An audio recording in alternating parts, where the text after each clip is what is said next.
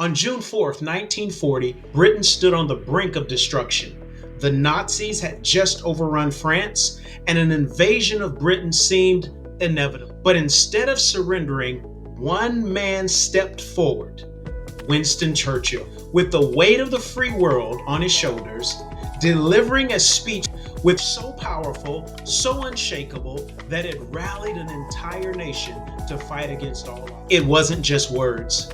It was a declaration of resilience that shaped history. So what made this speech so legendary?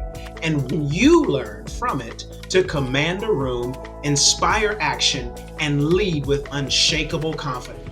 Picture this. Morale was crumbling. The British people were terrified. Many thought surrender was inevitable. But Churchill, he knew surrender was not an option, and he understood that leadership in crisis isn't about comfort, it's about conviction. I'd like to submit to you 4 principles or 4 lessons that we can learn from Churchill's speech that will help you influence to elevate. The first is the power of repetition. Churchill's powerful words and what he said in a repetitive voice was this. He said, "We shall fight on the beaches. We shall fight on the landing grounds. We shall fight in the fields and in the streets. We shall fight in the hills. We shall never surrender." This is one of the most famous lines in history. Why? Because repetition drives a message deep into the mind. Churchill wasn't just making a speech. He was creating a battle cry. If you want to inspire action, don't just say something once. Repeat it, reinforce it, make it impossible to ignore. The power of repetition. Here's the second principle: unshakable confidence and tone.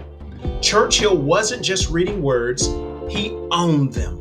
His voice carried weight, his tone was defiant, and his pacing was strategic. He didn't rush. He commanded attention with every pause, every word, and every breath. When you speak, do you rush through your points? Or do you let your words land with impact? See, leaders don't just talk. They make people feel something. Here's the third principle: vivid, emotional imagery. Every listener could imagine themselves on those beaches, in the streets, standing defiant. This is a lesson in leadership. Don't just state facts. Make people visualize your message. Turn your words into mental movie. Here's the fourth and final principle: call to action. Turning fear into purpose. Churchill ended not with doubt, but with determination. He transformed fear into fuel. He didn't say, "I hope we survive." He didn't say, "We may survive." He didn't say, "We could survive." He said, "We will fight. We will never surrender." That is leadership, taking uncertainty and turning it into unshakable belief. Here's a takeaway from modern leaders.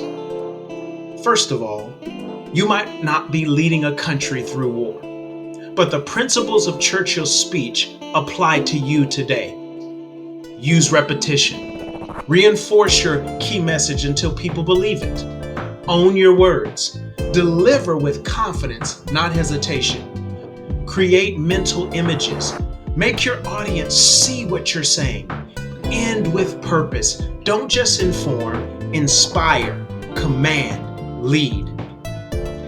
If you found this breakdown powerful, consider giving us a thumbs up and subscribing to our channel for more leadership secrets from history's greatest minds.